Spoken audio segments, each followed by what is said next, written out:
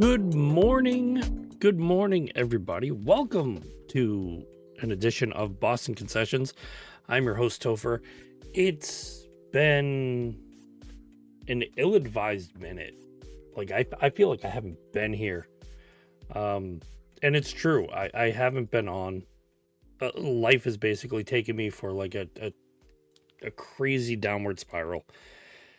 But going through a couple things and looking at notes that I have and everything that I'm basically going to talk about today.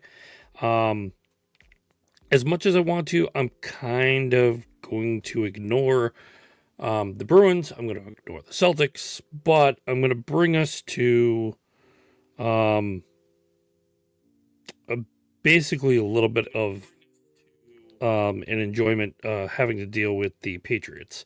And the reason I'm going to do this is because I'm hearing a lot of chatter. And the chatter and everything I've basically been seeing has been,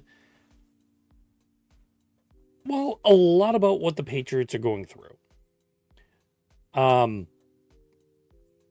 We all have growing pains. I mean, hell, I've had a lot. I know probably a lot of other people have had a lot.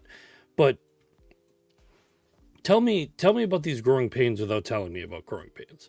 Bottom line of it, the growing pains have happened due to the fact of Bill Belichick running amok with the Patriots, adding everything between, the Mac Jones era, bringing up a lot of protocols that basically broke down the Patriots and their glorious dynasty. And everybody in the NFL was happy. Hey, the Patriots are done. Nobody cares. Hooray. Do they? Last I checked, a lot of people do care. And I think a lot of people actually make that distinction for it because us as New Englanders, we do give a crap. It's our team. So looking back at what a lot of people have been stating and looking back at a lot of things that have been going on, one of the things that people are looking at is, oh, well, the Patriots had a soft schedule. Soft schedule. Okay. So I want to break this down very easily because a lot of things that I've basically gone over. The Patriots are 10-2. Great. Was 10-2 easy? No. Was 10-2 something that they basically came up with and said, hey, we're going to win these games and we're going to run amok? No. The first loss was against Las Vegas. Las Vegas looked strong at the beginning of the year. They had their rookie running back. He didn't really make a whole lot of difference. But the Patriots as themselves were starting to find their footing. Okay, great. So what did they do? They lost to Vegas. If you probably took this team now and played Vegas, Vegas would be destroyed. Let's go to the secondary aspect of that. Their second loss against Pittsburgh. Now, we'll go before Aaron Rodgers was injured, so this way Mason Rudolph is not in there. The bottom line of that, when you look at it, if the Patriots in their mountain probably played Pittsburgh now, they'd run them over. It would probably be within a couple points, but Drake May would probably throw up a good amount of stuff, passing to everybody he does, making Hunter Henry look good, Keishon Boutte coming back. There's a lot of aspects that come to mind with everything that you look at. So would there be a difference in that game? Yeah. And the part I'm basically going to state that a lot of people will hate, the Patriots would probably be 12-0. Topher, how do you come up with that? That's very easy. when you look at the Patriots, did they play an abysmal Dolphins team for their first win? Yes. I'll go into that in a minute because that that just makes me laugh. When you turn 1-3 and you look at where your losses have come around, the losses were against teams that are slumping. Pittsburgh doesn't look as bad, but Vegas looks almost as bad as Miami. Take that with a grain of salt. But I want to go back to that original piece, the soft schedule. I've heard everybody say, oh, they got a soft schedule. Oh, yeah, nobody could. Look at what Kansas City is dealing with and how hard they have it. I've stated for almost 2 to 3 years, prepare for the destruction of Patrick Mahomes. Prepare for the destruction of the Chiefs. I wasn't just saying it. You can go on Twitter. You can go on my personal Instagram. You can go anywhere on my Facebook, for crying out loud. The aspect is the Chiefs were to implode. They're probably not making the playoffs. Did they have a hard schedule? I don't know. Did they? Did the Patriots have an easy schedule? Did they? Let's break down the factors, because I'll sit here and the one thing I will do willingly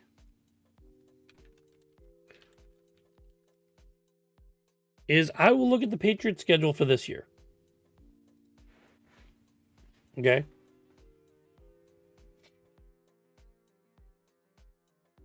So right now I'm looking at this schedule. That's preseason, that's last year. Okay, the Raiders, they were supposed to make a significant changes. They got Pete Carroll. They brought in Geno Smith. They changed personnel. Everybody was hoping to the fact that this was going to be a key aspect to changing the Raiders. The Raiders were supposed to be playoff contenders. They went out and they drafted Ashton Gentry. And he's made a significant difference in their run game. How does that factor in with everything? Tough team? Yeah. So the Raiders won 20-13. Soft? Not at the beginning of the year. So let's go again. Patriots Dolphins. Dolphins being a train wreck. Keyword, train wreck. Look up Mike McDaniel. And by the way, look at my credentials. I've talked about Mike McDaniels being garbage. Not because I hate the Dolphins. Because he did not build this team. He, in each manner of the word, did not build this team. Okay? And a lot of things that I've looked at, yeah, it states that he didn't build the team. Brian Flores built this team. And when he said Tua was a quote-unquote soft quarterback, he didn't want him to be the quarterback. He wanted to go get a quarterback. He was fired. Put in Mike McDaniel. Mike McDaniel looks like a winner. Yeah. Powerful dude. Trash. Pure, unadulterated. Been sitting in the kitchen in an 85-degree kitchen for 7 to 10 days. Trash. And Mike McDaniel's starting to look like it. I really expected him to be fired before the end of the year. But I'm not surprised that at the end of the year, the Dolphins make the decision to move on. I've stated that. Brian Flores, proper coach. He did exactly what Mike Vrabel is doing to the Patriots. He put culture in Miami. By the way, I'm a kid from Boston talking about Miami. Oh, that's right, too. I'm a fan of the game besides, besides being where I am. Oh, my bad. My bad. I forgot where I was talking about. But going back to it. Patriots, Dolphins. Dolphins couldn't even fathom it.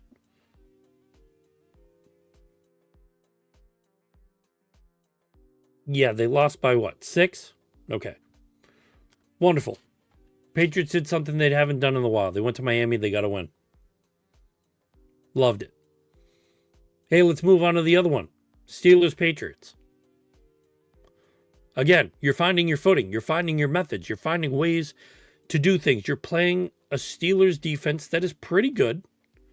You're playing a Steelers offense that is, again, pretty good. There's nothing wrong in that category. 21-14, you came up a little short. Was it a blowout? No. Was it a one-score game? Yeah. That's not a soft win, dude. That's 1. So at that point, they're 1-3. All right. They go up against Panthers. The Panthers right now look like a decent team. They're putting some things together. But the Patriots went in and blew out the Panthers. Why? Because everybody said, oh, the Panthers. Well, they made them look it. Hey, where do we go after that? On October 5th. Oh, that's right. We played the Bills. Josh Allen. MVP. Big boy. Buffalo. I think written up to be one of the characteristics of the playoffs this year. Beat the Bills by 3. So Drake May showed his stroke. That's 2 straight wins. Look at that.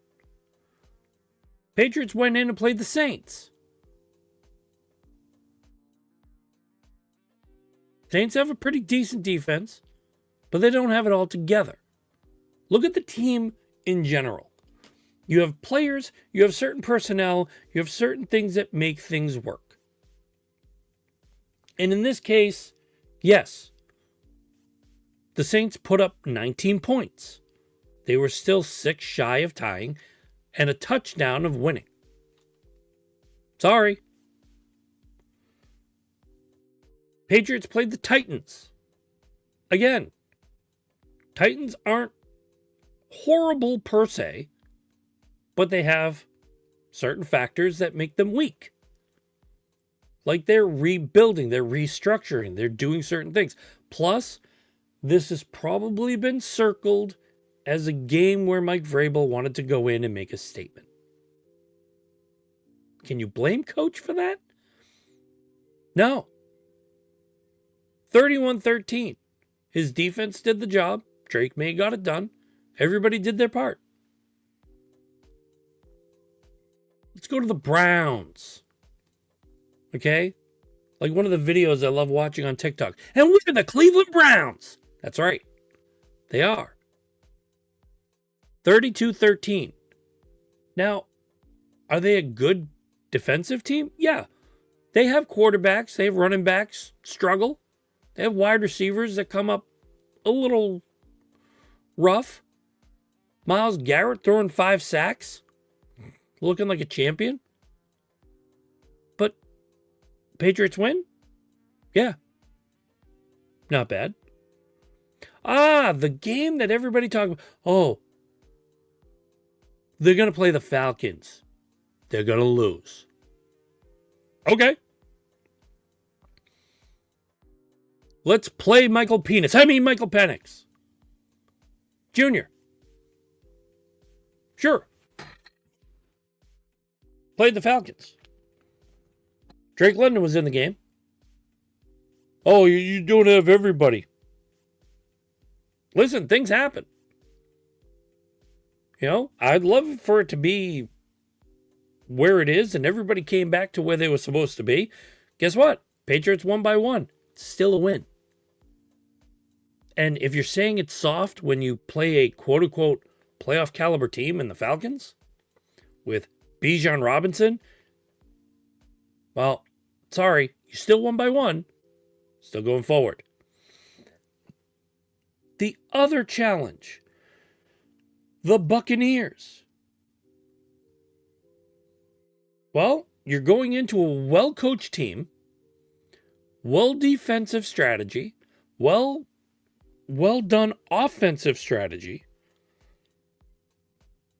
Baker Mayfield is the quarterback where, the Browns wrote him off. And look at him now. Patriots won by 5? Are you sure about that? Oh, yeah. Oh, look. The following week. Jets, Patriots. Are the Jets a dumpster fire? Sure. Are you going to sit there and blame Justin Fields? Sure. Scapegoat. Very easily. Do you have any motivation going forward? Hell no. You're the Jets. Even your team that roots for you will say you're dumpster. Pure and simple. Drop the match. There you go. Fire lit.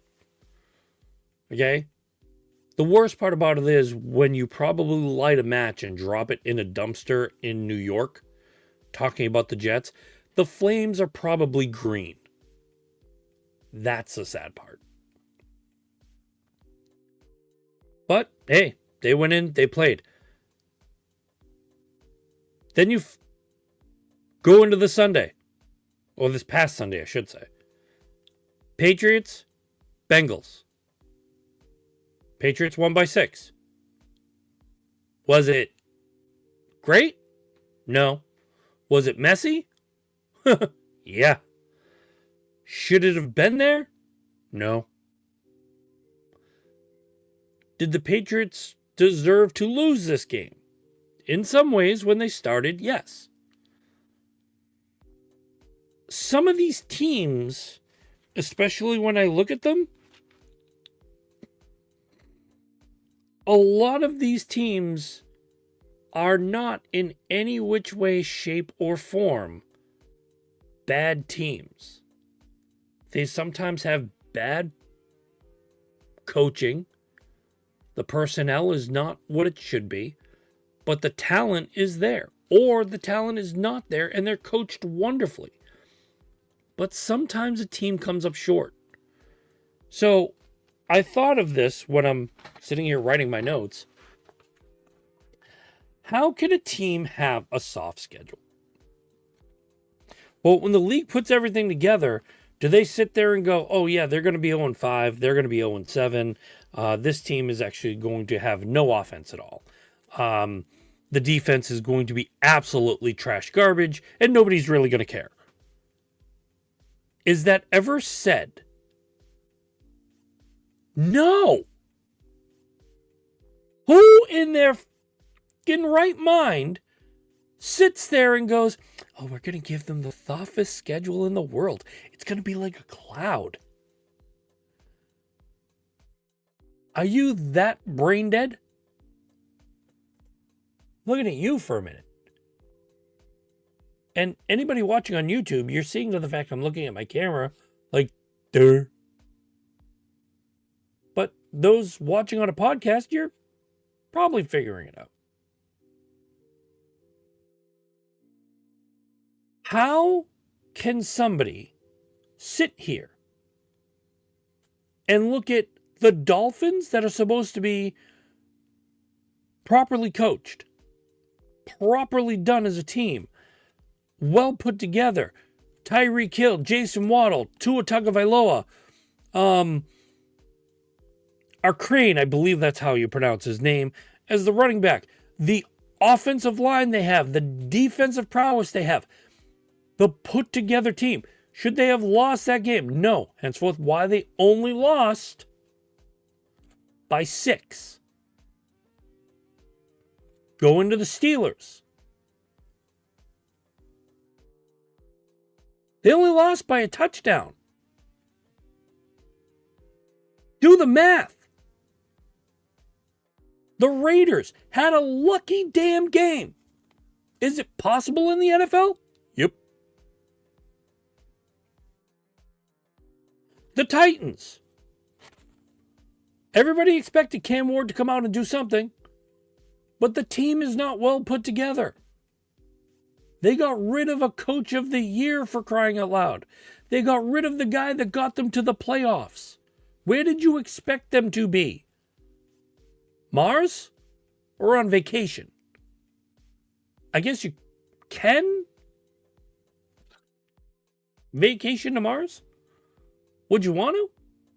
Probably not. The Saints. What is bad about the Saints? They have an amazing wide receiver core. They have one of still the top tier running backs in Alvin Kamara. Where is this team soft? They're not. They lost by 6, which is a touchdown. If they got the touchdown and kicked the extra damn point, guess what? The Patriots lose.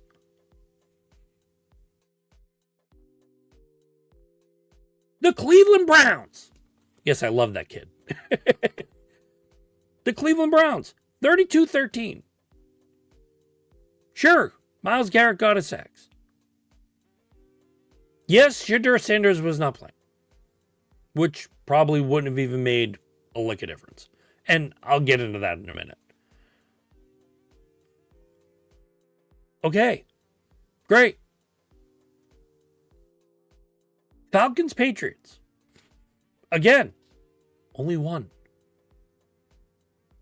You got a top running back. You've got a lot of things going for you. Don't sell it short. Don't sit there and state garbage. Patriots, Bengals. A lot of people messed up. Will Campbell might be out for like a little bit. Hey. Point of it is you scoped to win and now you're going into New York.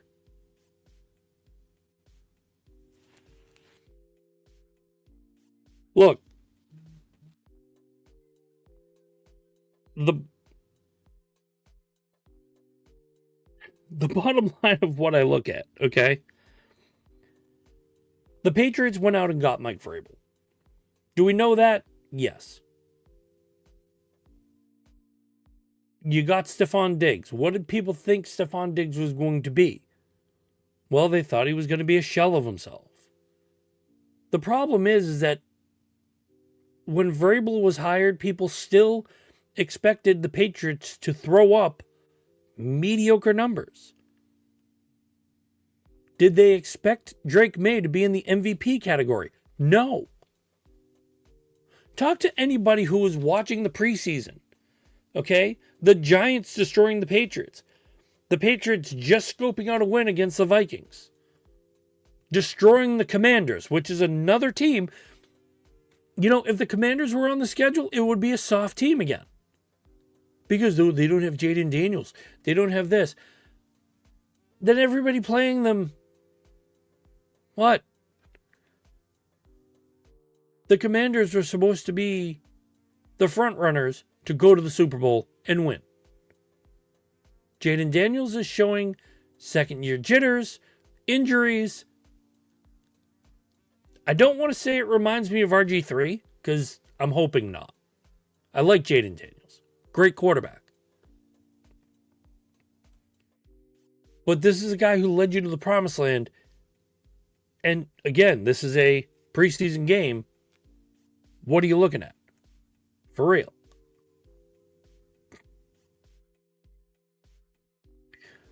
Your remaining stats for your games. You have 1, 2, 3, 4, 5. You have the Giants, the Bills, the Ravens, the Jets, the Patriots. I mean, the Dolphins. I read that wrong.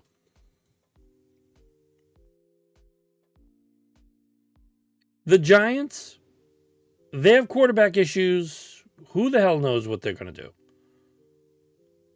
But the Patriots have a top 10 defense in the league? Get to that in a minute, too. Hey, the Bills and the Patriots. How are the Bills playing? Do we need to go there? Ravens and Patriots. I know what people go, well, Lamar Jackson. What does Lamar win again? Oh, right. So it's Lamar Jackson and Derrick Henry. Derrick Henry gets to go over and hug Mike Vrabel. You'll probably see it. Beginning of the game, end of game, he's going to hug him.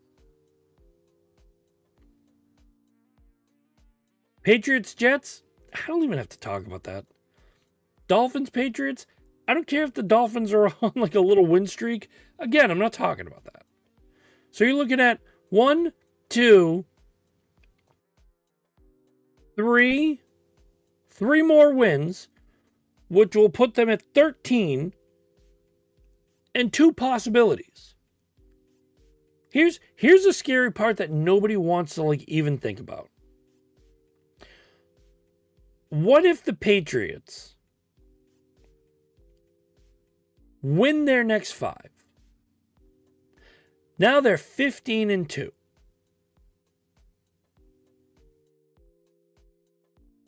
Off the season they had last year in the Gerard Mayo experiment that didn't work.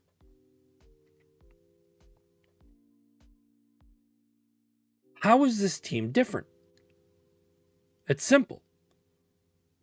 If you look at Gerard Mayo versus Mike Vrabel, Gerard Mayo wants to be the guy in the locker room.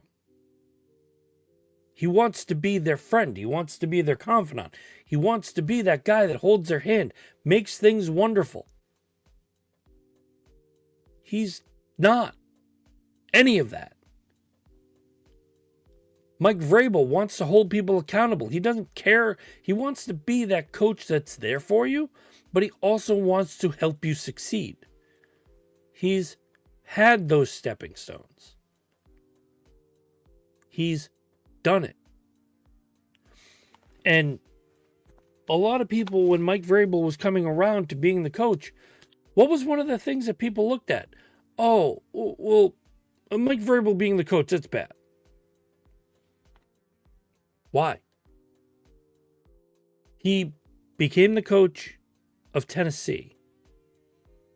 He took on Ryan Tannehill and a young Derrick Henry. And he built culture in Tennessee using Ryan Tannehill, a guy that Dolphins fans wrote off. A decently well quarterback, not MVP or, Hall of Fame status, but a quarterback that should have went in and got you wins. He should have got you something. Ryan Tannehill was not bad. He did. I mean, Ryan Fitzpatrick is still better. But Tannehill was also a good quarterback. I'm not saying he was great. I'm not saying throw him a Victory Day parade. He was good. It's like looking and saying, hey, Vinny Testaverde was good for the Jets.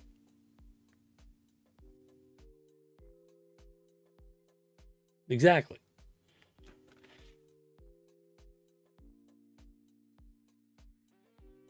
So when you look and view this stuff, what happens? Was Mike Vrabel horrible for what he did in the Titans? No. He built a winning team. He built a structured team. And did Mike Vrabel implode it? No. Ownership imploded the Titans. Ownership destroyed that culture that Mike Vrabel put there. That's what got Mike Vrabel out of Dodge. That's why I still think to the fact that Mike Vrabel took a year off of coaching to summarize what he was doing. And I think that's where the Gerard Mayo experiment came in. But ultimately, writing was on the wall. Vrabel was to be the coach. And this is different from if you look at Mac Jones versus Drake May. Mac Jones, his first year, had the current offensive coordinator, Josh McDaniels. And he thrived. Josh McDaniels used Kendrick Bourne properly. He used Hunter Henry properly. What was year two? Matt Patricia, and I don't even remember what the hell his name was, but he came from the Giants. But he was an idiot. But they were Bills guys. They destroyed him. They thought Bailey Zappi was going to be their savior. Ooh, Bailey Zappi. Where's Ziphead now? Who knows? I think he plays for the Browns or plays for a different. I know he was on the Kansas City team that was supposed to win the championship. Yeah, that's right too. He didn't.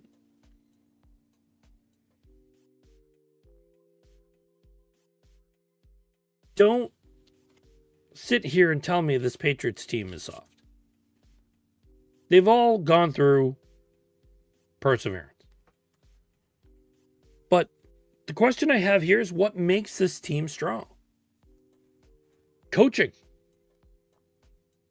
What makes it strong? Look at the coaching aspects and look how Mike Vrabel talks. Look at some of the videos that you see on TikTok, on NFL, on Patriots.com. Look at all that stuff. And tell me that you wouldn't want to play for that guy.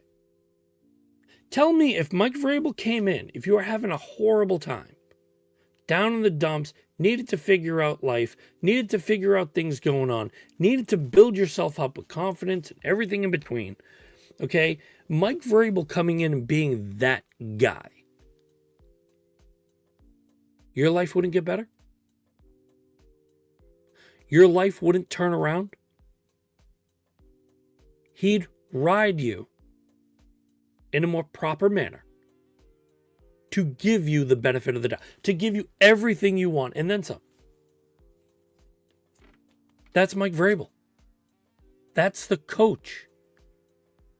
Now look at the offensive coordinator in Josh McDaniels. Look at what Josh McDaniels did with Tom Brady. Look at what he did with Mac Jones. And I think he's doing 3 for 3 with look at what he's doing with Drake May. Do I blame Josh McDaniels for whatever the hell happened in LA? No. LA in itself shot itself in the foot. And I think to the fact that they didn't want to take somebody that was willing to tell them, hey, tough love in certain circumstances is what's going to get you somewhere. But they had a believer in the other coach, and I think they wanted him in that position. So you can't fault McDaniels for being there. Couple choice words? Sure.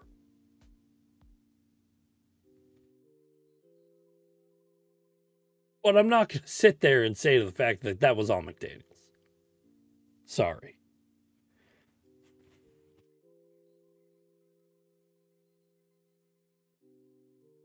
What also makes this team strong? The fact that when they started to win after week 3, the win in week 4, the win in week 5, okay, beating the Bills, beating the Saints, beating the Falcons, the haters, the Patriots haters, the ones who hated the dynasty, the ones who lived through the Brady era, the ones who said, oh my God, my team's playing the Patriots this week. Oh God, we're going to get crushed. They're scared because they think that's back. It's 1 year. But yeah, it's also Drake May. But it's Mike Vrabel. It's Stephon Diggs. It's Ramondre Stevenson. It's Trevion Henderson. It's Will Campbell. It's Marcus Jones. Insert any other Patriots player here. That's what you're looking at. That's what's making this team phenomenal. You can't sit here and tell me that this team doesn't look beautiful. They're making people question who they are. In that locker room, they know exactly who they are. When I see videos on TikTok, when I see videos on YouTube, when I see videos on Instagram, and the only thing I'm seeing is, oh, well, I know that like it's the Patriots and they're going to lose this game. Oh, I think everybody at this point, I'll just say it, I don't care. There's probably 85% of us that have TikTok installed on their phone. When you take a dump, you're watching TikTok. I do it. I don't care. Judge me. I am the guy that talks about the Patriots and watches TikTok while taking a dump. What more can you say? It's something you do. It's something your friends do. Okay? As long as you wash your hands, who cares? There's nothing wrong with it. It's entertainment value in the bathroom. Great. Topher, what does this have to do with it? Everything. When I sit there and I watch videos and I scroll up, I'm seeing kitties. I'm seeing people being arrested for being idiots because they get pulled over at a traffic stop. They don't want to give their IDs. And then I'm seeing whiners. It's not whiners. Okay? We have to bring it to the attention that it needs. They are whiners. Topher, why are they whiners? That's a very good question. They root against the Patriots. They're either Kansas City fans. They're Dolphins fans. They're Bills fans. They're, I believe I saw some Falcon fans. Jets fans, 49ers fans. I saw like 2 of those. Just insert the fan base of like whoever loves these people. And they watch the Patriots, and the first thing they basically do is they go, oh yeah, it's the Patriots. Watch us win. Like, and then all of a sudden Drake May throws a touchdown. Or insert the Bengals game where, you know, I'm hearing how Joe Flacco is, he's the veteran. He's the guy that's not going to make mistakes. And you get Drake May that throws a pick 6. Okay. Drake May made a mistake. Ooh. First quarter, first half jitters, whatever the hell happened, it did. And then we've got the veteran, the presence, the Joe Flacco experiment, which I, in his younger career, hated Joe Flacco because I thought he was just a makeshift quarterback. But when I saw him getting bounced around and saw the potential he has everywhere, I had to take it back. Joe Flacco is an experienced quarterback. But when you have a pick 6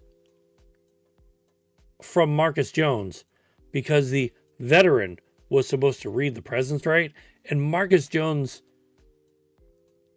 made the veteran look like canned soup, soggy style, that's kind of trash.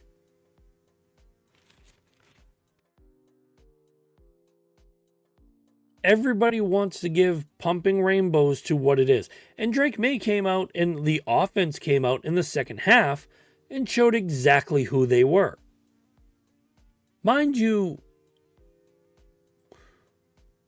they played some pretty heavy running backs.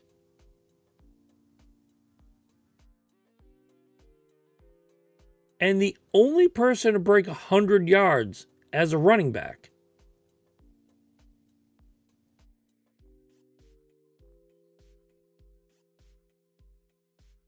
was Chase Brown.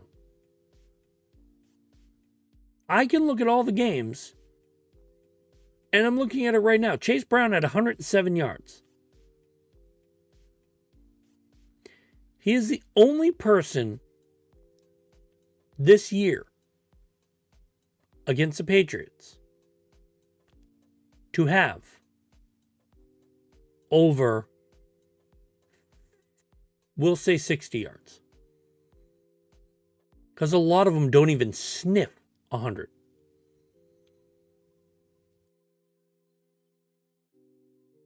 But again, let's look at the schedule. Alvin Kamara had 31 yards. Now, I'm not saying the total out of like 4 or 5 people, will equal the 100. But when you keep everybody limited, I mean, I'll even go into the Bills game. James Cook had 49 yards. Josh Allen had 53. Combined, sure, 100 yards. But James Cook isn't a pushover. He's a premier back. Alvin Kamara is a premier back.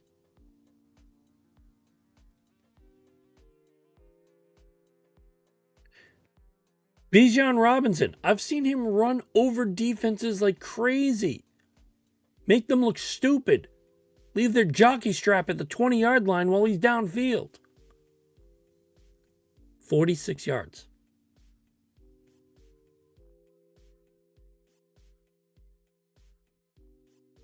I'm again looking at these.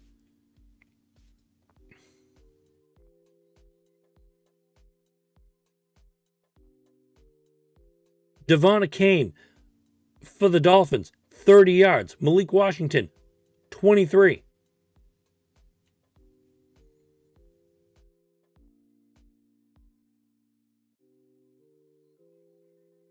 I don't even think the Titans have... Well, they have Tony Pollard. He only got 18 yards. What does that say?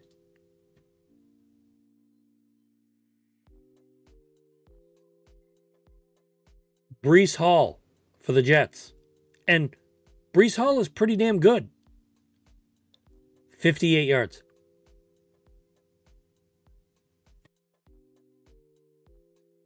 I'm going through this like this is making a difference.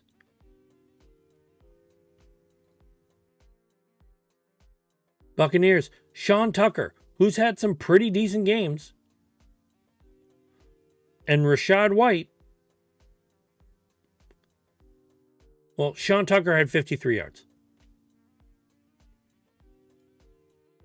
53 yards. The Raiders, Ashton Gentry, 38 yards. That was for the Raiders. Steelers, Jaylen Warren, 47 yards. Let's see, who am I missing? The Browns. They had 6 people rushing. Malachi Corley, 31 yards.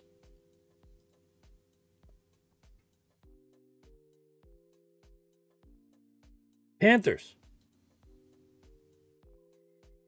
Chuba Hubbard. Rico Dowd, who was supposed to be like the stud now. Oh, Chuba Hubbard, 49 yards. Rico Dowd, 32 yards.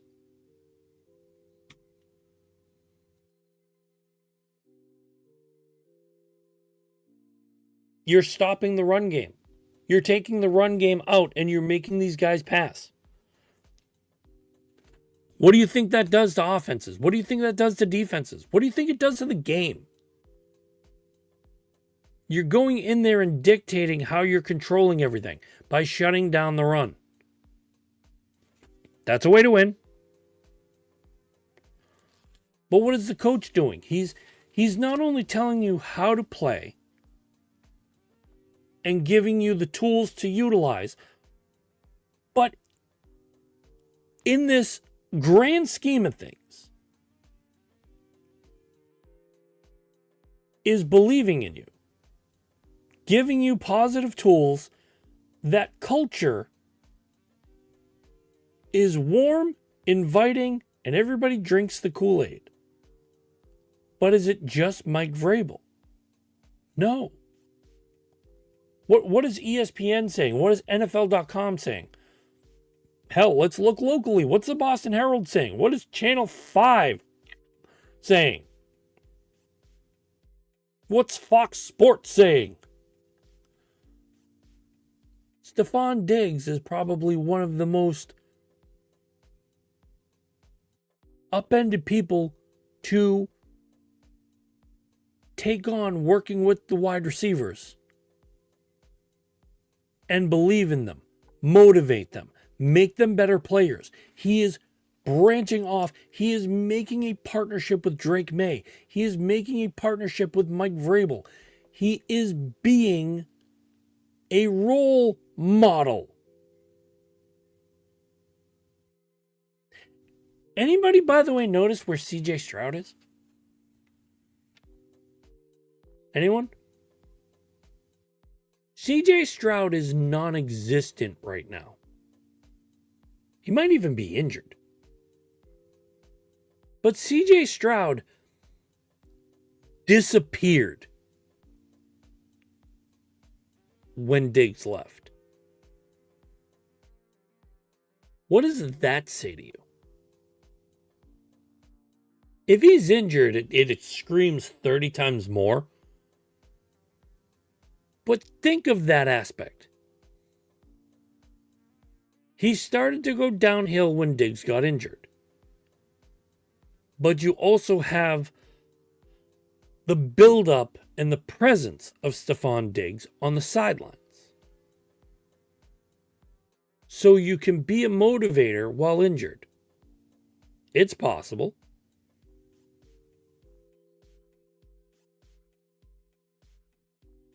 What does that scream now? What does that scream in any which way that you're looking at? Well, it screams to the fact of what Diggs is doing. Because whatever the Patriots paid him, they're getting a steal. Do you think he's going to be cut? I remember when I said, like, this deal is the perfect prime thing that people want in order to better everything going on.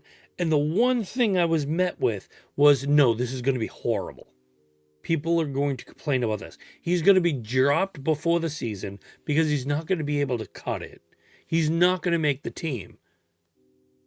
And they have much more experience, like better wide receivers that are younger and faster.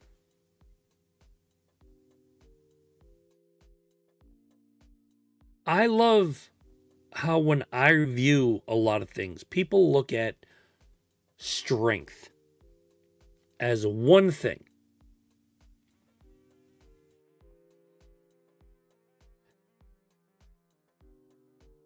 They see it as a bulk mass lump that basically empowers everything going on around them. Strength is, in essence, to some people, explaining your character as you're this intimidating force. Sometimes the gentlest giant is exactly that. There's a lot of people that can be silent and move mountains. Look at monks in certain ways. They're quiet, they're focused, they don't talk a lot, but they do, in every which way, shape, or form, hold the strongest values to how they can defeat you. The Patriots are doing, again, just that. They're working as a team. They're designating themselves as a team. Everybody lifts everybody up, especially when they're down. And it starts with the coach.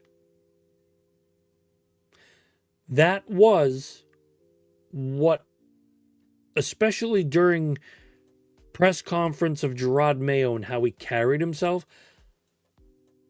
I still feel that Gerard Mayo got a little bit burned by Belichick himself. And he tried to be probably about 30% Belichick, 20% himself.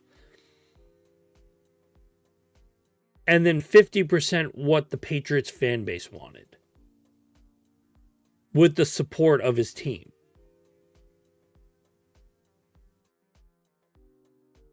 Mike Vrabel is being Mike Vrabel. He's not being Coach Belichick. He's not being what the Patriots fan base wants. He's being what the Patriots are. You have an MVP candidate in Drake Maye. Drake Maye has come out and had, I don't want to say it's an anomaly, but it might be. Who knows? But it's 1 year. But was Drake Maye horrible in year one? No. But has he come out flashing the leather in year two? You gave him some weapons. You put an offensive line behind him. In front of him, I should say. You drafted Will Campbell, who's been a monumental piece.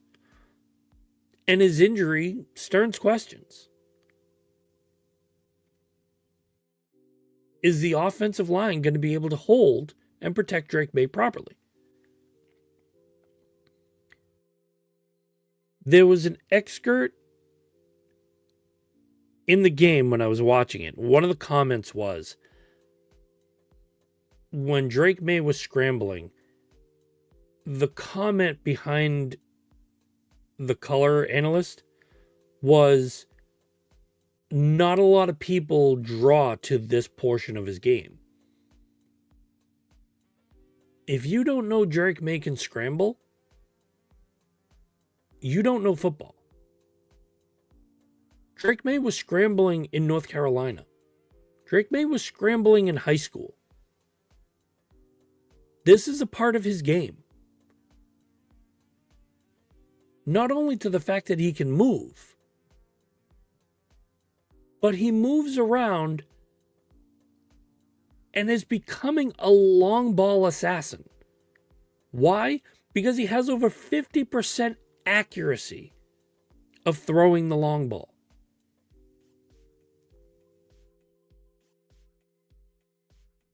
He's a top-tier guy in the league to throw that ball with over 50% accuracy.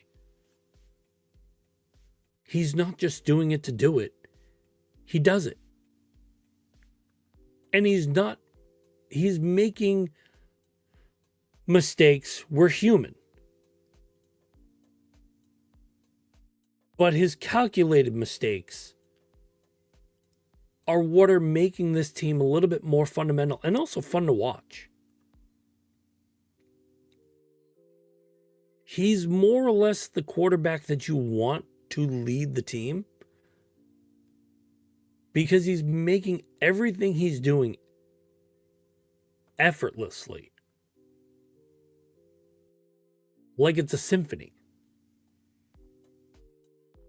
When he tucks and moves the ball and he goes around and all of a sudden comes into somebody and throws it, shuffle passes, dishes, things he's doing to get the ball to his tight ends, his wideouts, his running backs. And if you look at the offensive line, yes, there are still breaks. Everybody's going to be able to get through there from time to time. But he's making the most out of it by being exactly who he is.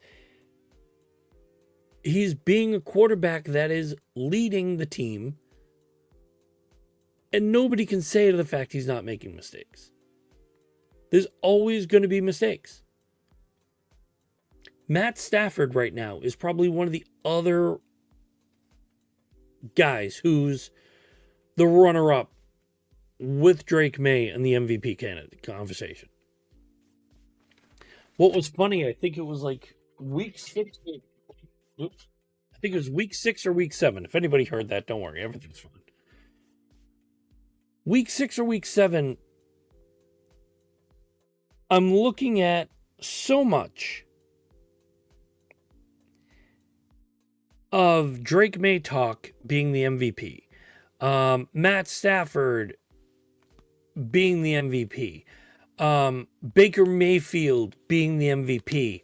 Josh Allen being a portion of the MVP because he was actually having good games. And then some schmuck. Oh, Patrick Mahomes, like, shut up.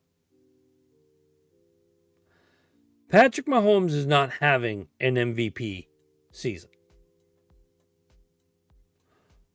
I believe if I even look at the Kansas City Chiefs,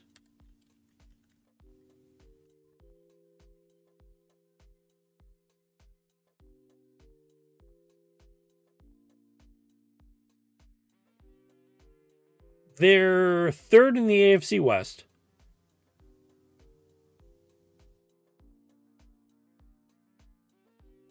Trying to even look at, like, okay, they played the Colts. They're 6-5.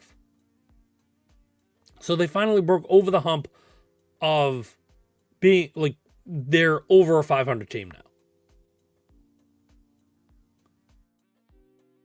Patrick Mahomes playing the Colts didn't even have a touchdown.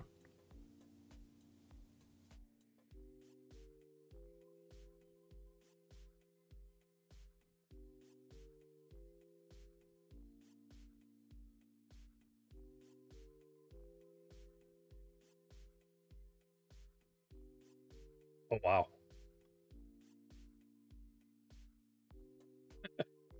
That's funny.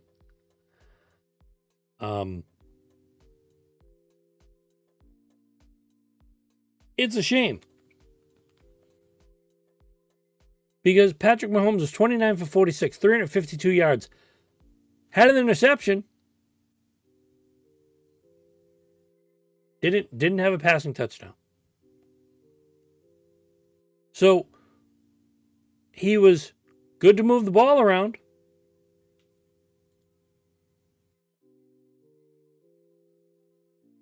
Rashee Rice, 141 yards. Xavier Worthy, 59 yards. Travis Kelce, 43 yards. Brashad Smith, 31. Kareem Hunt, 26. Hollywood Brown, 10 yards. Juju Smith-Schuster, 8 yards. Tyquan Thornton, not even a dream.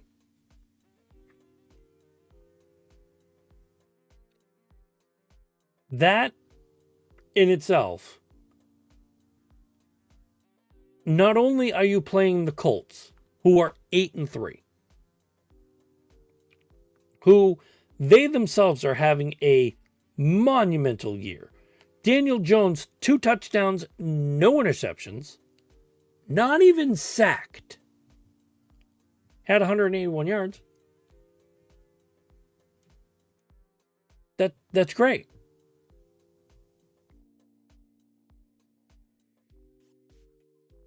It took overtime to win the game. But you know something? People are going to say that was a tough win because the Chiefs have a hard schedule. They don't have a soft schedule. Go back for a minute and someone tell me at the beginning of the year where anybody thought the Indianapolis Colts were going to be sitting there 8-3, not only being 8-3, where are they standings? The Colts are top of the AFC South. Top.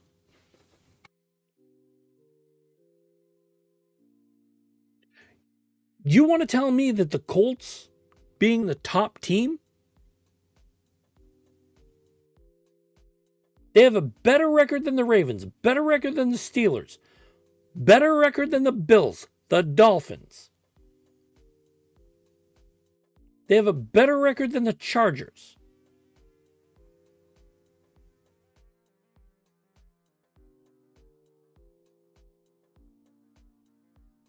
Somebody can't sit here and tell me that the Patriots having a soft schedule, when you look at teams, the Bills were supposed to be dominant in the AFC East. The Dolphins were supposed to push the run for the money, especially for where they are. The Ravens were supposed to be a top-tier team. The Steelers, they went out and got Aaron Rodgers. They got DK Metcalf. They were supposed to be a top-tier team. The Bengals, granted to the fact that they've lost Joe Burrow,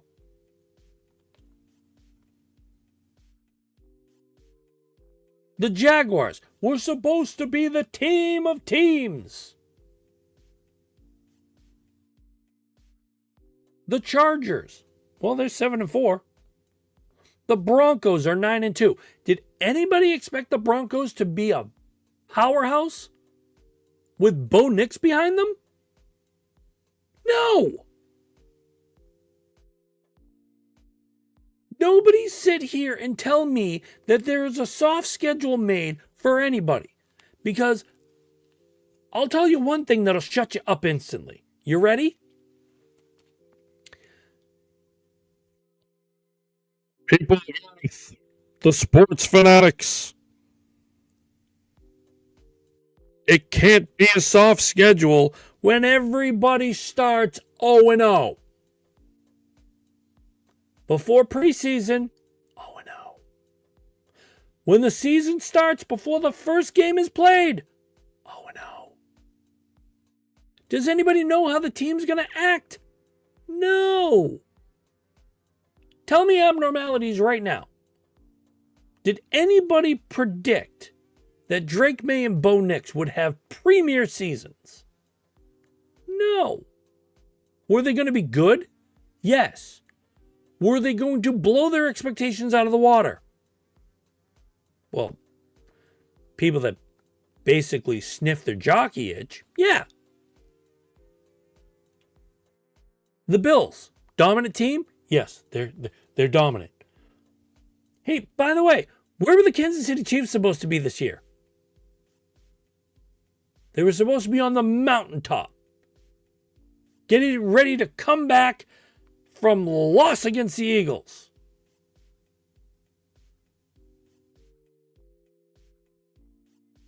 Where were the Jaguars supposed to be? About where they are. Were the Colts supposed to be as high? Was Daniel Jones supposed to be the knockout quarterback of the year? Yeah, that's right. I said it. The knockout quarterback of the year.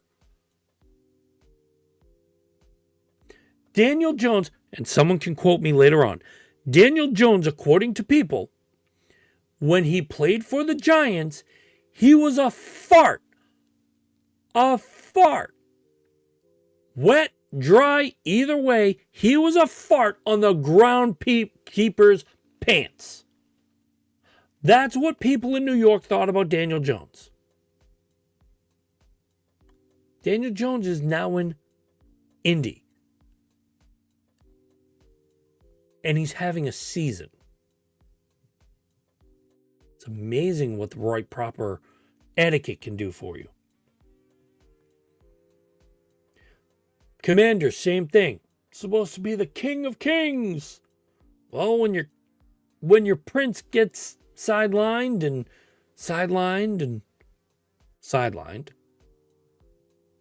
you kind of have a 3-8 record and you look like bunk. You look like someone picked their nose and left it underneath the desk. Gross. The Cowboys, 5-5. Somebody call Jerry Jones and ask him, are you building 5-5 teams? Are you building teams that just get in through, the wild card in lose in playoffs? Tell me. Did anybody think the Rams and the Seahawks were going to be ginormous teams? The Seahawks, losing Pete Carroll, losing Geno Smith, went out and got Sam Darnold. Rebuilt the factor of what they were doing for their front office. Look at them now, 8-3. By the way, look at the 49ers. I'll bring up the 49ers for one simple reason. Mac Jones. Brock Purdy goes down with a toe injury. Mac Jones fills in for Kyle Shanahan's offense, which Kyle Shanahan then goes, well, this is the guy I wanted from the get-go that I couldn't get. Now what? 8-4. Thanks to an intricate part in some games played by Mac Jones.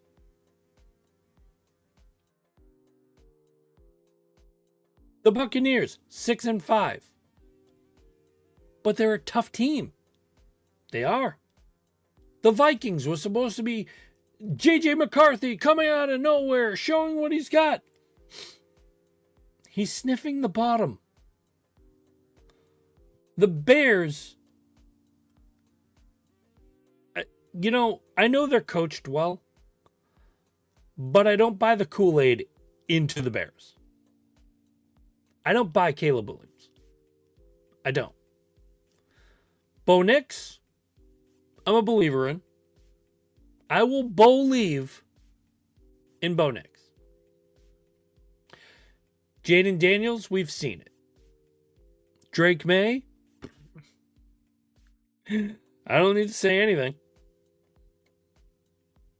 Cam Ward is probably going to be a really good quarterback. You know who's coming around that I've actually been loving watching some highlights on him? Bryce Young. He's not making as many mistakes, but he's getting smarter as a quarterback. And I love that tenacity in young quarterbacks when they start to blossom. Josh Allen is still Josh Allen. Tua is still trash. You know something? Take Tua and put him on the Vikings. He'd probably be just as bad, if not worse. And that's giving him Justin Jefferson, for crying out loud. Matt Stafford and the Rams, 9-2. Hello? Matt Stafford is still Matt Stafford. But I've been talking about him because I've called him Stud Darnold, for crying out loud. Sam Darnold, even though he threw 4 picks in a game, okay, he's Bizarro World Al Bundy. Because he didn't have 4 touchdowns in a single game. He had 4 interceptions in a single game. When was the last time he did this? I believe it was when he played for the Panthers or even the Jets. I knew he did it in the Jets. Can you have an off game? Sure. Can you have a bad game? Yeah.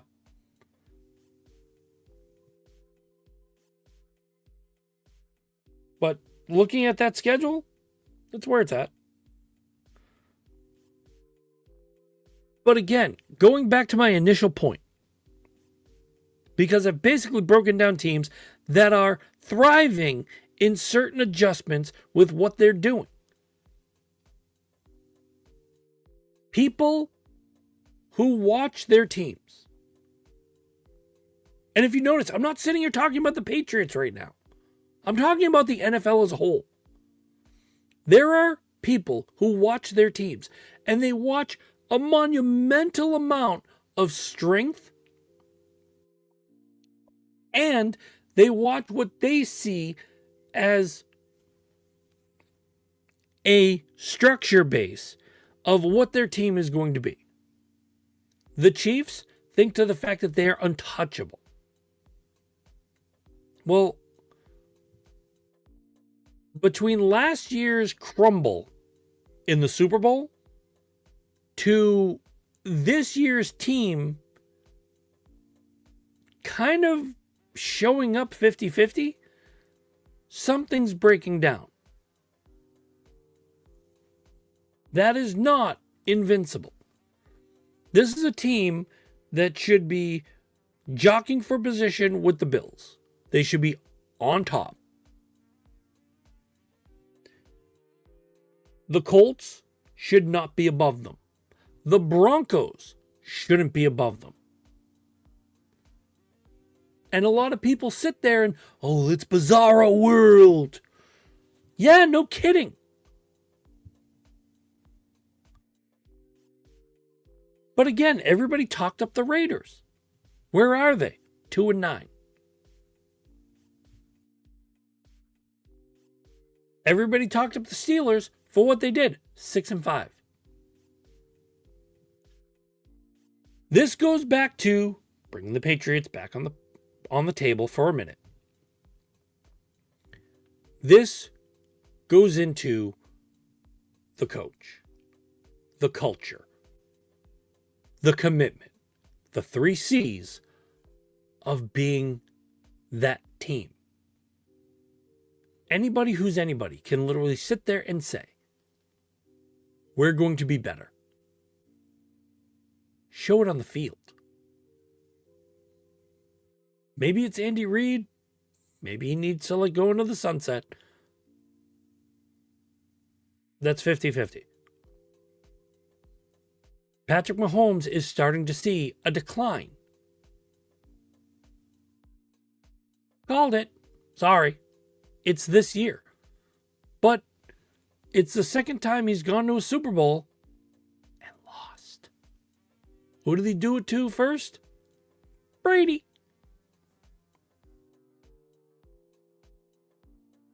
At the beginning of the year, if you even think of this, at the beginning of the year, when the Colts won 2 games, it was stated to the fact that they were not real. They destroyed the Dolphins. They just beat the Broncos. They destroyed the Titans, but they lost to the Rams. Came back and destroyed the Raiders, and then blew out the Cardinals. People started thinking to the fact that they're playing soft teams. The Broncos aren't soft, but you beat them by a point. The Dolphins were crap. The Titans, like everybody says, is crap. You only lost to the Rams by a score. You blew out the Raiders, which, I mean, that's showing what it is. The Cardinals, even to themselves, that's saying it again. The Chargers, the Titans, the Steelers even beat the Colts. The Falcons, and then in overtime with the field goal, the Chiefs. If anybody wants to say to the fact that the Colts are not real, I say this a lot of times. The widow of Jim Irsay is now the runner of the team. She has a headset on.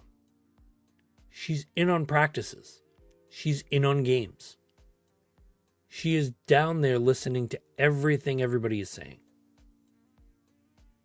She's a no-nonsense woman. I wouldn't be surprised if that's the Achilles heel for the Colts. Because she's paying attention to everything. That is a beautiful thing. Even looking at their schedule going forward, Texans, easy game. Jaguars, 50-50. Seahawks, ouch. 49ers, youch. Jaguars again, 50-50. Texans. That's at least 3 wins, maybe. So that'll bring them to 8, 9, 10, 11. You don't sleep on the Colts. The Colts are looking good. Kansas City is not. Kansas City, looking at their games, they lost against the Broncos. They beat the Colts. They lost against the Bills. They beat the Commanders. They beat the Raiders. They beat the Lions. They lost to the Jaguars.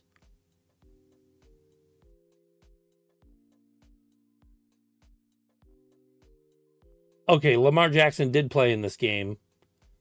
And the Chiefs beat the Ravens. The Chiefs beat the Giants. The Eagles beat the Chiefs. Hey, where have I seen that before? The Chargers beat the Chiefs.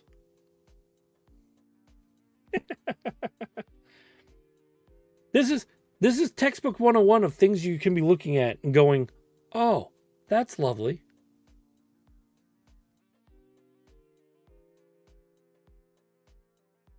And by the way, I'll put an additional side note to this. The Giants are stupid. I'll say it. You're rebuilding. You know the fact you're having issues. You're having issues with your defensive coordinator. You're having issues with your offensive coordinator. I don't think your issue is with your coach. But yet you dismissed Brian Daboll very easily. Yet you have Jackson Dart, who's probably going to come out and have a really good season next year. You have Cam Scatabo, who's Jesus Christ. Where he came from, who the hell knows? You have pieces like that you're now going to, and this is where everybody's going to come in and say, oh, well, you're putting a second year you're putting a second-year guy with a new coach and a new offensive coordinator and a new this. Is he going to be tainted? Oh my God. That's what you're basically going to hear. It's a wonder what you're also going to do with the Dolphins. Is Mike McDaniel going to end? Yes. I'm hoping so. Like I said, one of the things I looked forward to when I was watching games with Miami was I was watching it for Brian Flores. He was a great coach. And anybody who says otherwise, go look at times of Brian Flores being a coach in Miami. He and Mike Vrabel are similar on so many wavelengths.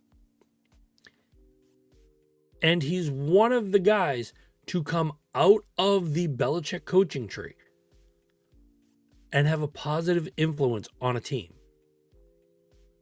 Think about that.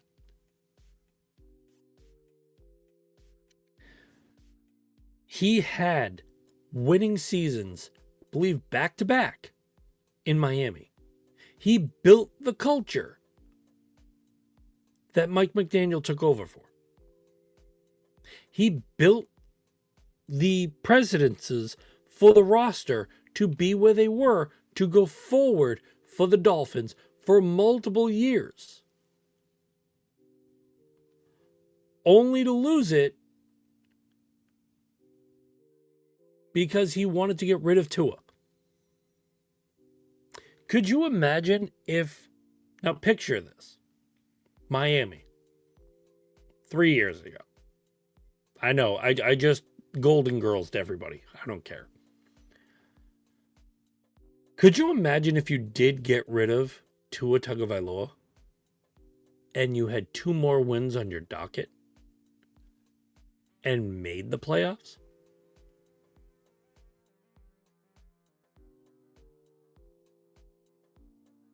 Was that Brian Flores' plan? To me, yeah.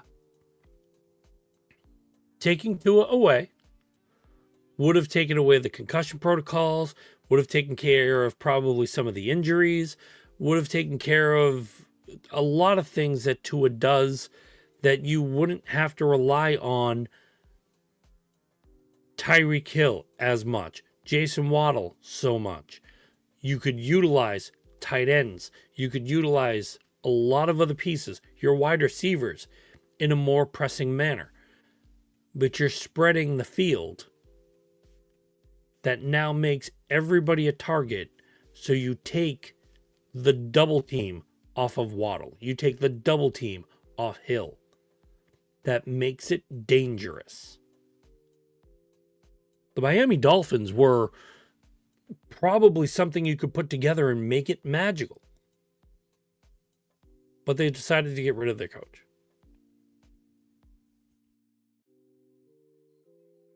I probably could have seen Brian Flores winning not only, I don't want to say winning a championship, but winning some postseason games, you know, making relevancy to Miami again. But what do I know? Oh, wait. My prediction machine is starting to come true. Mike McDaniels is faltering. Daniel Jones is becoming a good quarterback. Patrick Mahomes is on a decline.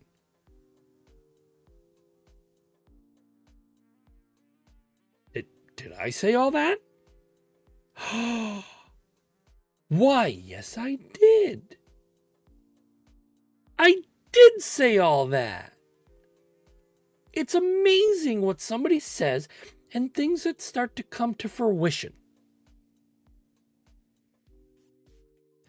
I don't say them because I want to say them, because a lot of people look at me and think I'm absolutely batshit crazy.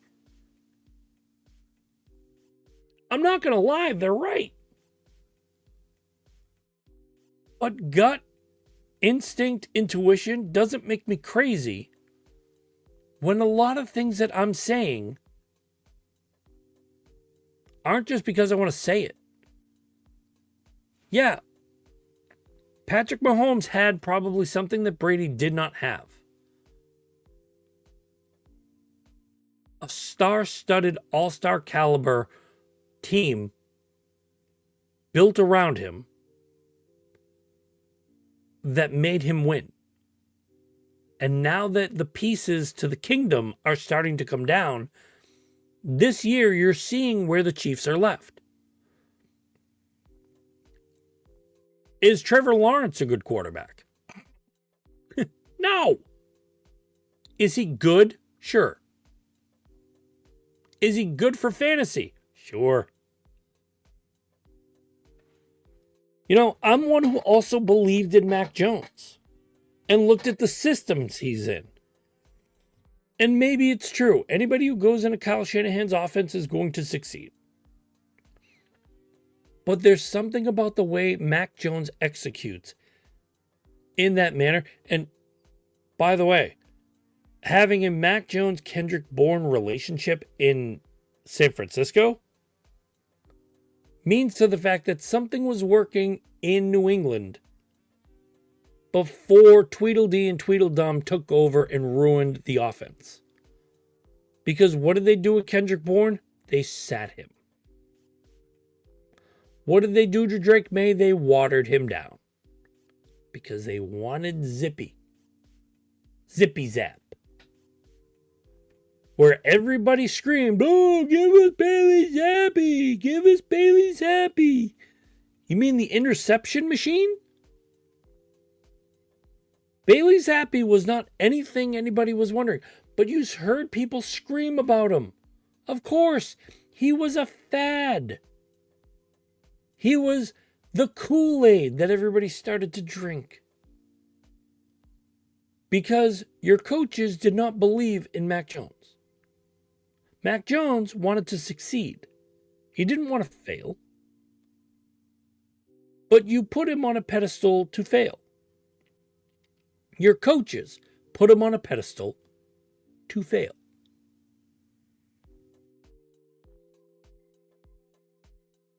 It's written in black and white. You can't be any more scrutinous than that. But did Bailey Zappi prevail? He beat weak teams at the time. And then when he was faced with a challenge, he kind of like, you know, guys that don't take Viagra first, he had a little bit of issue getting it up. Where were you? You didn't show up. Whose fault is that? Well, let's look at Bailey Zappi. You suck. Okay? I'm not sitting here stating to the fact that you have to look at these teams and look at these quarterbacks. But when people sit there and say, "Oh yeah, this guy's garbage," I don't see them as garbage. I see them as somebody who's in a broken system, in somewhere that they don't belong. But if you put them in the right system and where they belong, Sam Darnold and the Vikings, monstrous year that year. J.J. McCarthy down, Sam Darnold blew up. And he looked like a super caliber quarterback, not a Hall of Famer. But he took the word good and made it great because he was playing great. He's now on the Seahawks playing some, yeah, I'll say it, he's playing some great ball. Did it work in New York? No. Because New York thought they got a failure.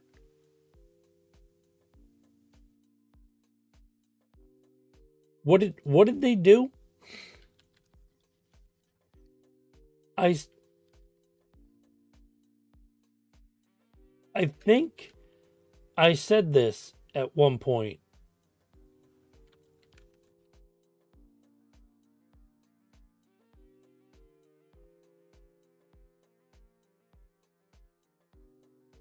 I said this at one point going into a little bit of this. It was they drafted Sam Darnold.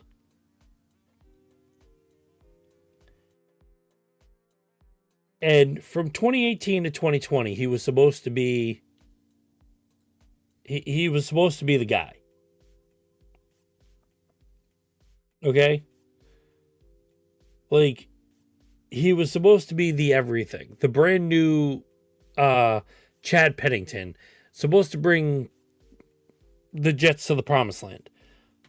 What did they do? They had Josh McCown, then they had Luke Falk, Trevor Simeon with Sam Darnold, and then they had Joe Flacco behind him. And then what did they do? They got rid of Sam Darnold, took their pick, and went after Zach Wilson. Zach Wilson, who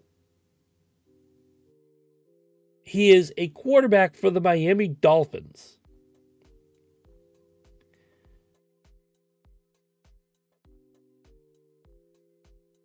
I don't even think he's had anything of a monumentous season in any which way, shape, or form. He's been trash. But this is what the Jets did. They didn't believe in Sam Darnold. They didn't give him tools. They didn't give him anything to work with. And this is what it's left with. That's sad. So Sam Darnold is now thriving. Look at the same thing with Daniel Jones. If I go to look up, I'm on Wikipedia right now.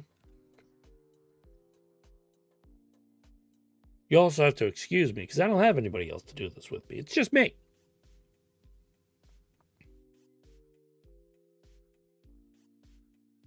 You had him on the Giants, you had him on the Vikings, and he's currently with the Colts.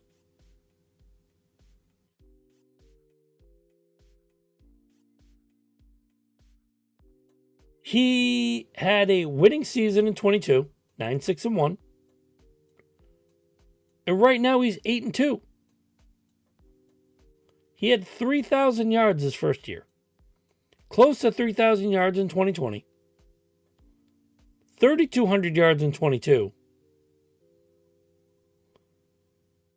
And he's on pace to go through 3,000 yards now. Because he has 2,600. If he does 200, what? Two more times? He can do 100 yards all the 5 games, and he still has over 3,000 yards.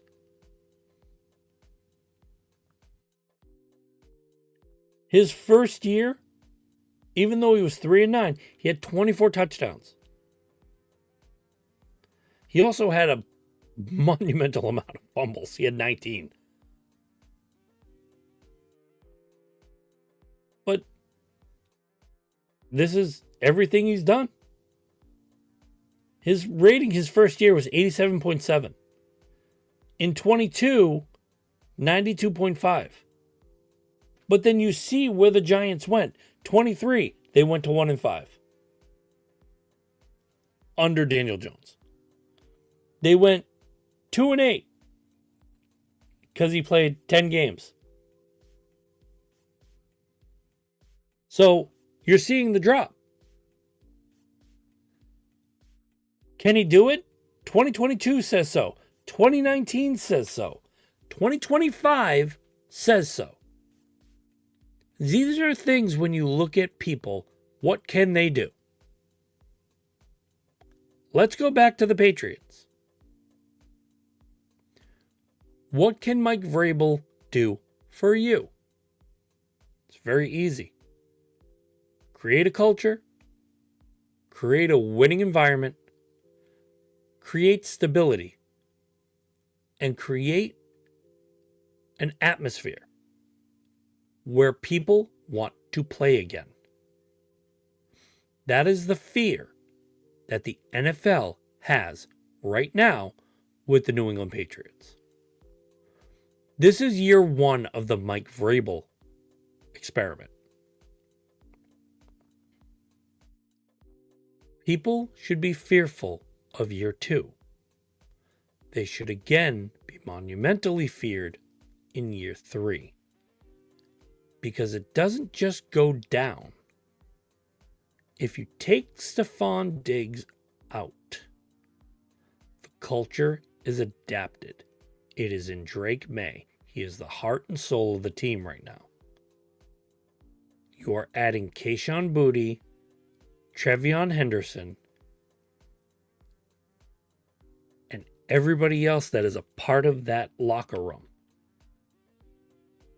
For the next 3 years, that is going to be a huge step in everything that you look at.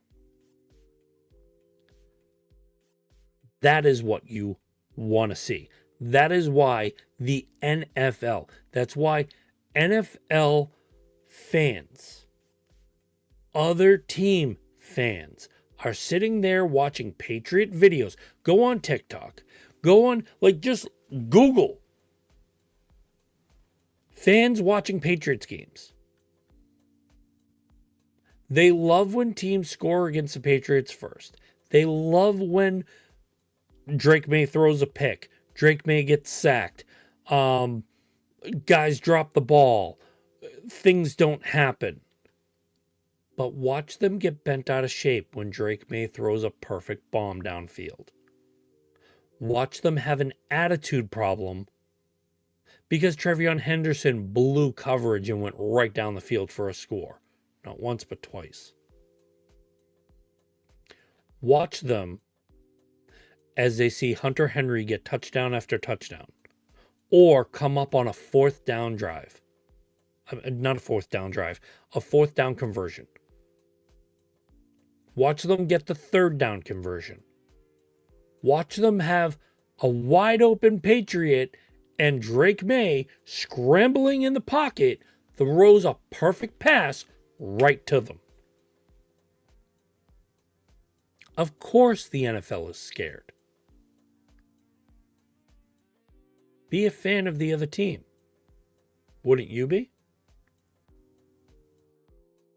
The one thing I have not heard anybody state is comparing Drake Maye to Tom Brady being Tom Brady 2.0. Thank God. But it is Drake Maye 1.0. And Drake Maye is making his own name for himself. I believe it's Drake Maye. That's his nickname. But this kid's coming out and making those statements. And he has help. He has help in Stephon Diggs, where he's helping the wide receiver core. He's basically not putting them below him. He's putting them on the pedestal with him. You guys are just as big as I am. And who's succeeding on it? Kayshon Boutte. A guy that, dropped in the draft because he didn't think anybody wanted him. And we took him. And he looks like a champion. Pop Douglas. Mac Hollins, of all people. That is a grinder right there. Williams, their rookie receiver, who's fast as fuck, boy. Like, that man is quick. And the one thing I've noticed is he makes one catch per game. That is epic. It's always that one. He did it with the Bengals. And I think he did it with the Buccaneers. This is a team that isn't just one person. It is built up of small pieces that are going to hit you in a way that you don't want to see. And the scary part, I will tell everybody, it's not made up of superstars. They don't have $25-30 million linemen. They don't have $25-30 million wide receivers that are your number ones that are making the difference. They don't have $35 million defenders. But they also have special teams. And that's the part that is making this team probably more than anything something people want to watch. That's what I want to watch. Watching the Patriots has become a absolute enjoyment because it's not heavy down with player after player that are fantastically built and signed. These are guys that they got drafted, they're playing. They're drafting again, they're playing. I think people are scared of Trevion Henderson because of what he's looking like. I think I made a joke to the fact that, like, is Ramondre Stevenson dead to the team now? Well, when he's the secondary back right now, yeah. It's horrible. Well, it's also what happens when you fumble. But think of it this way. Ramondre Stevenson fumbled a couple times. Did Mike Vrabel give up on him? Or did he believe in him to go out and do it? Of course, he did it again, and he had to revert to other manners because you got to hold on to that ball. This is the part of the team that believes in building. This is what a lot of life should be. If you have people in your life that can help you build stability, because that's what you want. The people that help you up and support you will always find ways for you to succeed. Welcome to New England Patriots life right now. This is the team. This is the monumental step that is making these strides. You can't take that away from them right now. They are the 10-2 AFC East first place leaders. And they're going to the playoffs. If anybody wants to call them soft, go right ahead. Show your jealousy. Am I saying they're a perfect team? No. They make mistakes. They make errors. They're human. But watch the team itself. Watch the interactions on the sidelines. I said one thing about Gerard Mayo when he was coach. If you look at the sidelines, he was sour fish.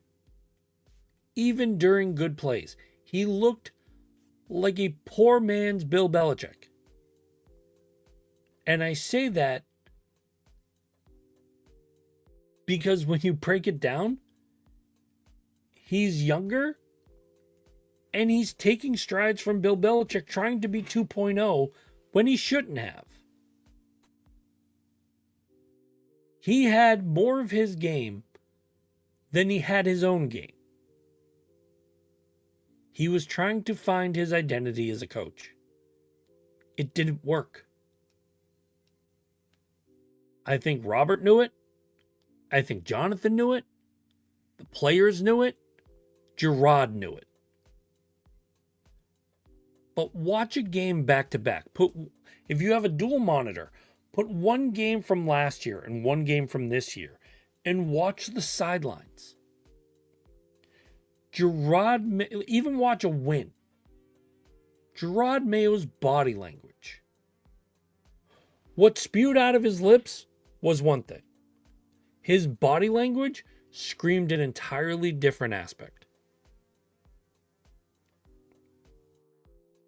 That's what you got to watch. His body language to body language characteristics are what hurt him. And the reason why Mike Vrabel is the coach right now. The body language of the coach screams mountains upon what your expectation is. That's the sign of a good coach. That's the sign of a leader. Not a boss, not a coach guy that's going to yell and scream and holler at you, but someone who's going to hold you accountable. Someone who has just the same amount of moxie to take a star-studded insert position here and make them feel about this small, but make them work about this much. Mike Vrabel crushes egos while building the ego to work to everyone's advantage. That's what you gotta love about it. So if anybody wants to sit here and say the team is soft, sorry, don't believe it. Because a lot of those teams are supposed to be better this year. It's not our fault that they're playing bad. It's not our fault that they play like garbage. And it's not our fault that we're playing good ball. Stats are showing it. Don't get it twisted.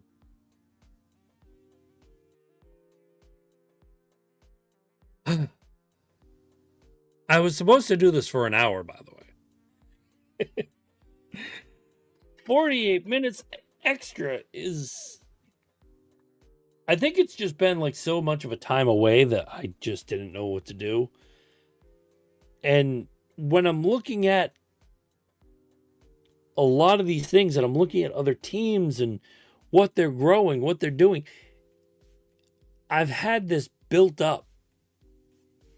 And between internet issues and bad moments and internet issues, and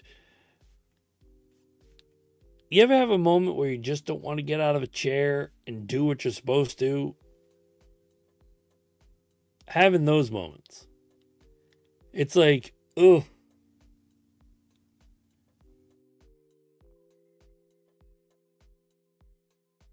I'm hopefully going to start getting this back on schedule.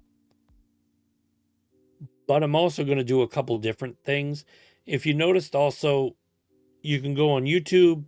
You can rewatch this. So if you're listening on a podcast and you want to see the video aspect of how I'm looking on it, go on YouTube, follow us there.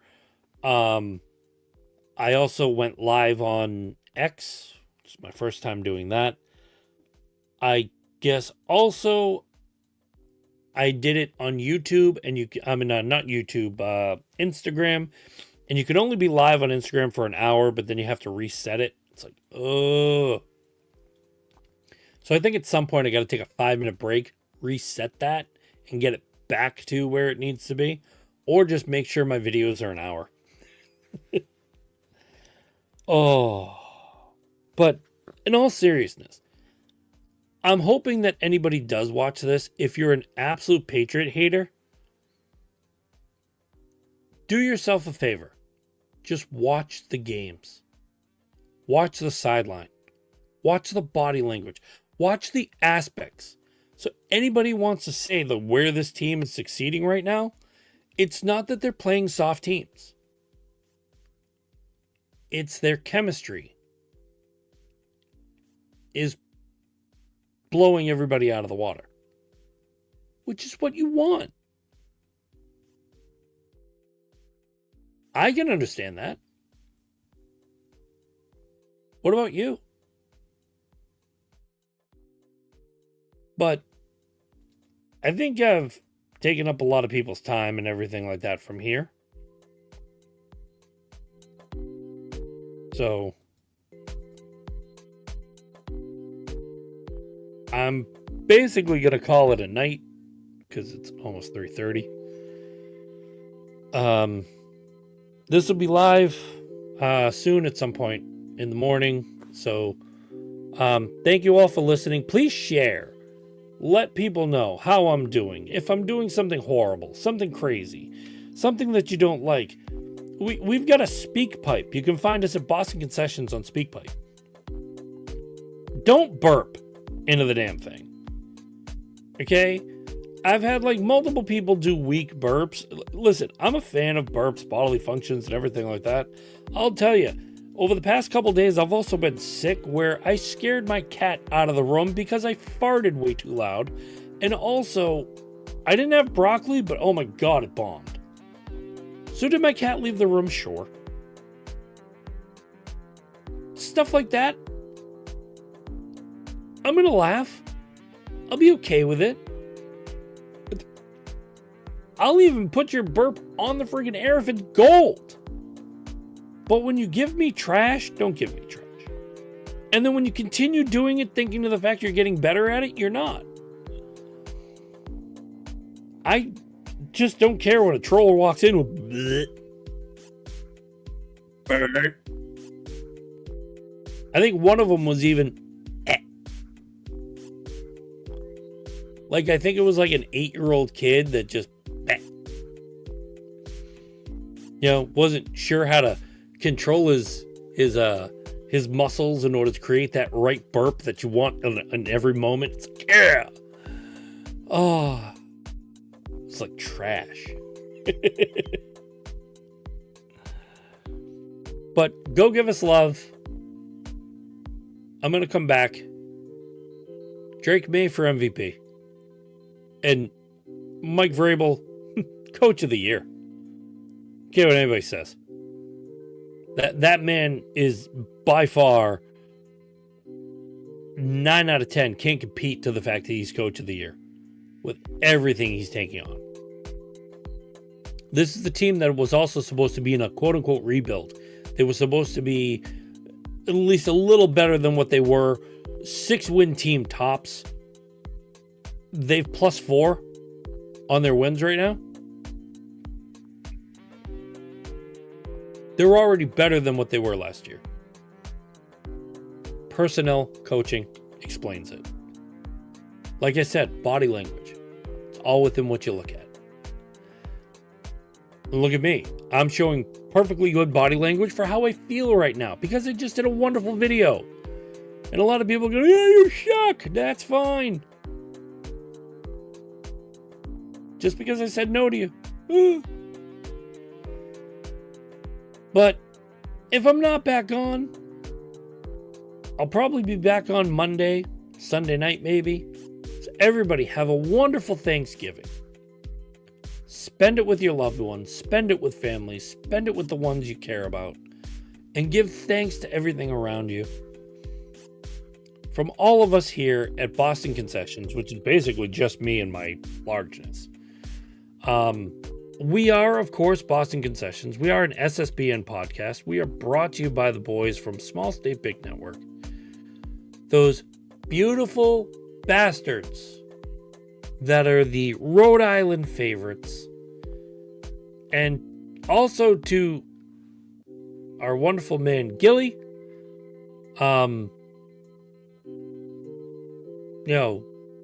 Steve, Scott, Ollie, Josh, wherever he may lay. I love you guys. Happy Thanksgiving. And I'll talk to you guys soon. And go Patriots. Patriots, not Patriots. Patriots. Go Pats. Take care, everybody.